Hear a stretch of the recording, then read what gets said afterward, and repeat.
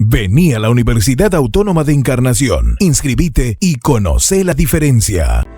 Yo abordo cuestiones vinculadas a la población, digamos, y a la educación, cómo se va empleando la población en función de distintos niveles de ocupación, tanto la población argentina como la población paraguaya. Uso instrumentos que son comparados internacionalmente, como son las encuestas permanentes de hogares, que para ustedes ahora encuestas permanentes de hogares continuas, y bueno, y trato de obtener resultados, a ver qué diferenciales hay en función de los niveles de educación. ¿Y qué pasa en Latinoamérica? ¿Qué pasa en la Argentina? Porque según estudios que tenemos en Paraguay, todavía, ¿verdad?, a diferencia de Europa, la gente que más estudia pues alcanza mejores índices de colocación en el mundo laboral. Sí, sobre todo, digamos, en las posiciones donde no es tan competitivo el mercado, esto termina resultando, digamos, la persona que tiene mayor nivel de educación tiene mayor ingreso, y en las comunidades que están un poco menos desarrolladas es todavía más rentable.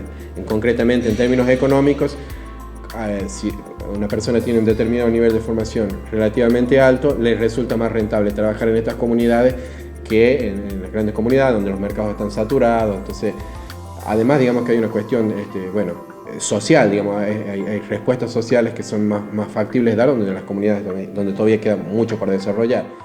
Y desde nuestra área disciplinar siempre estamos promoviendo la divulgación de estadísticas y de información que básicamente son insumos para la toma de decisión de políticas públicas. Nosotros necesitamos saber concretamente en qué se están empleando las personas, qué nivel de educación tienen, para saber si efectivamente está cumpliendo esto. Esto ya ha sido un tema ampliamente estudiado, como usted lo mencionó, por las teorías del capital humano. Hay una serie de funciones matemáticas que se utilizan, como las ecuaciones de Mincer o demás, que estiman tasas de retorno en función de los números de años de escolaridad.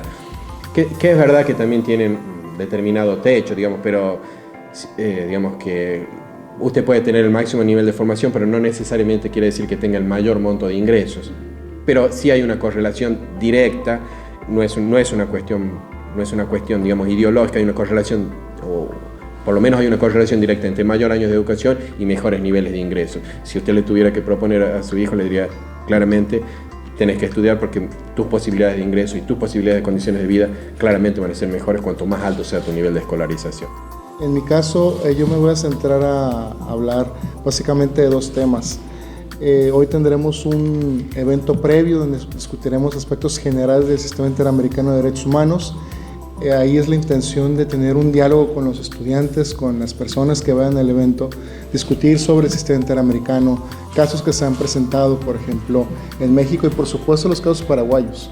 Desde este último caso que usted ya mencionaba, el caso futuro, podremos hacer algunas reflexiones respecto a los hechos que ya sabemos y los alegatos que se han presentado, y también sobre casos paraguayos y mexicanos que tienen que ver con violaciones de derechos humanos. Y también discutiremos en este marco lo que son los derechos económicos, sociales y culturales y su justiciabilidad, que será el tema principal que yo desarrollaré en el encuentro el día viernes, y posteriormente tendremos un taller, un seminario sobre este mismo tema. La justiciabilidad de los derechos sociales es uno de los temas principales del constitucionalismo contemporáneo, y es un tema en donde la Corte Interamericana está innovando como ningún otro tribunal actualmente. Y esto nos compete no solo a lo que pasa en torno al sistema interamericano, sino a todos los países de Latinoamérica, a partir de que somos parte de la Convención Americana y hemos aceptado la competencia contenciosa de la Corte Interamericana. Por ejemplo, es algo que nos une a México y Paraguay, a pesar de los 4.000 kilómetros o 6.000 kilómetros que separan a nuestros países. Entonces son temas en donde tenemos que tener un diálogo latinoamericano e incluso universal sobre estos temas. Sí, se puede extender un poco al respecto sobre ese tema en particular que dijo que va a estar dando. Bien, sobre los derechos económicos, sociales y culturales, yo trataré de abordar varios aspectos. Lo primero es qué son los derechos económicos, sociales y culturales, y por qué esos derechos han sido, a pesar de que existen hace más de un siglo, han sido poco atendidos y poco respetados en nuestros países. Han habido proclamas, han habido grandes reformas constitucionales. La Constitución Mexicana de 1917, no 2017, el de 1917 fue la primera en consagrar derechos sociales, pero aún así, aun cuando esto es así, los derechos económicos, sociales y culturales en México no son una realidad, y no cualquiera puede ir e interponer un amparo o un recurso para que estos derechos se puedan cumplir. Hay muchos países, no solo Paraguay, en la región, en América Latina, en Sudamérica, que permiten que cuestiones de violaciones de derechos humanos entre militares sean conocidos por un tribunal militar, incluyendo todavía a México. Entonces este caso es muy interesante porque plantea un debate que no solo le concierne a Paraguay, sino a todos los países de América Latina. Incluso podemos ver que en este último caso que ganó el Estado paraguayo fue a la audiencia el propio presidente de este país.